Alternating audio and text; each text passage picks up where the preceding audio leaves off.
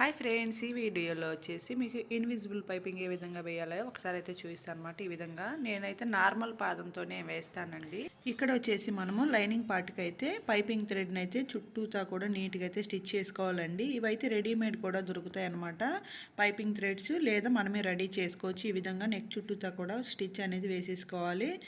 తర్వాత ఇప్పుడు వచ్చేసి మెయిన్ ఫ్యాబ్రిక్ ఉంటుంది కదా, ఈ యొక్క మెయిన్ ఫ్యాబ్రిక్ని తీసేసుకొని ఈ మెయిన్ ఫ్యాబ్రిక్ పై వైపున మనం ఇప్పుడు కుట్టిన దాన్ని అడుగు వైపుకు పెట్టేసుకొని నెక్ చుట్టూతా కూడా మనము స్టిచ్ చేసిన దాని మీద నీట్గా అయితే స్టిచ్ అయితే వేసేసుకోవాలండి. ఈ విధంగా రౌండ్ నెక్ చుట్టూతా కూడా మనము కుట్టు అనేది అటు ఇటు పోకుండా నీట్గా అయితే వేసేసుకున్నాం అనమాట. ఈ విధంగా వేసుకున్నాక మధ్యలో ఉన్న ఖర్చును అయితే కట్ చేయాలన్నమాట.